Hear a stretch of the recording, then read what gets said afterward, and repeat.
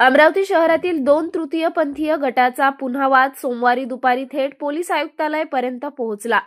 आधी सोनाबाई यांच्यासह अनेक तृतीयपंथीयांनी पोलीस आयुक्त अरविंद सावरिया यांची भेट घेऊन करण्यात आलेल्या धर्मांतराचा आरोप खोटा असल्याचे स्पष्ट केले, तर दुपारी पुन्हा सोनाबाई विरुद्ध गुड्डीबाईसह अनेक तृतीयपंथीयांनी राज्यसभा खासदार डॉक्टर अनिल बोंडे यांच्या नेतृत्वात पोलीस आयुक्त सावरिया यांची भेट घेऊन जबरदस्तीने धर्मांतर करणाऱ्यांची चौकशी करून अटक करण्याची मागणी करण्यात आली। धर्मांतरण केल्यानंतर पुन्हा धर्मात आल्यावर आमचे कागदपत्र परत देत नसल्याचा आरोप गुड्डीबाई व समर्थकांनी केला। या प्रकरणात 2 किन्नर गटात पुन्हा वाद होऊ नये याकरिता योग्य उपाययोजना करण्यात यावी, तसेच तृतीयपंथीयांना रोजगार उपलब्ध होण्यासाठी योग्य उपाययोजना करण्यात याव्या अशा सूचना डॉक्टर बोंडे यांनी केल्या। या प्रकरणाची चौकशी सुरू असल्याची प्रतिक्रिया पोलीस आयुक्त अरविंद सावरिया यांनी स्पष्ट केली।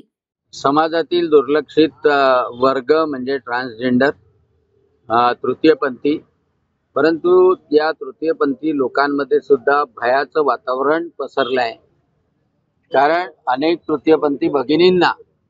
हिंदू धर्मामधून जबरीने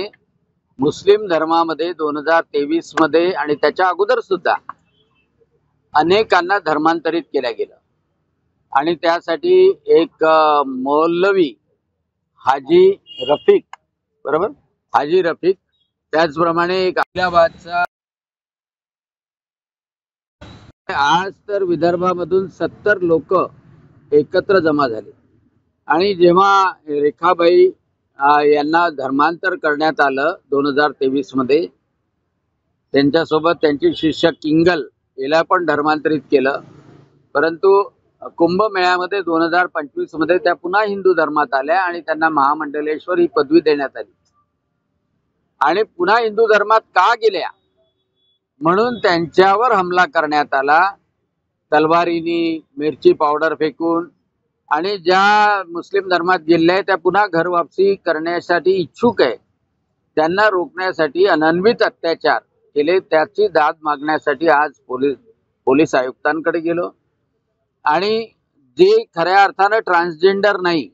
परंतु या माध्यमातून वेषांतर करून हे मागतात असेही लोक आहेत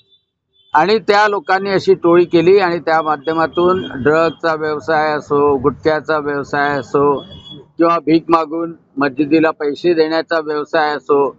अवैध सेक्शुअल एक्सप्लॉयटेशन रॅकेट चालवण्याचा व्यवसाय असो, ते करतात आणि त्यामुळे या लोकांच्या जीविताला हानी पोहोचू नये, यांना संरक्षित करण्यात यावं आणि यांचं समाजामध्ये चांगल्या रीतीने पुनर्वसन करण्यात यावं ही मागणी सुद्धा पोलिसांना केली। मी माननीय मुख्यमंत्री देवेंद्रजी फडणवीस यांना सुद्धा पूर्ण अहवाल हा पाठवतोय आणि त्या माध्यमातून अतिशय चांगले शिकलेले आहे, प्रत्येक जण 12वी पास आहे आणि चांगल्या घरातून आलेले आहे। दुर्दैवाने एक जनुकीय दोष आपण म्हणू शकतो, त्यामुळे त्या ट्रान्सजेंडर झाल्या, परंतु त्यांच्यामध्ये सुद्धा धर्मांतरण करून त्यांना भीक मागण्याच्या व्यवसायाला लावणं असं मोठं षडयंत्र आणि धर्म वाढवण्यासाठी यांना वापरणं हे षडयंत्र आज अमरावतीमध्ये दिसते आहे। त्याचा त्वरित बंदोबस्त करावा, जे हिंदू धर्मात आलेले आहे पुन्हा त्यांचं संरक्षण करावं, त्यांना धर्म परिवर्तन करण्यासाठी जी जबरदस्ती केली जाते त्यांच्यावर कारवाई करण्यात यावी, ह्या मागण्या आम्ही पोलीस कमिशनरकडे मांडल्या। त्यांनी त्यावर कारवाई करण्याचं आश्वासन दिलं।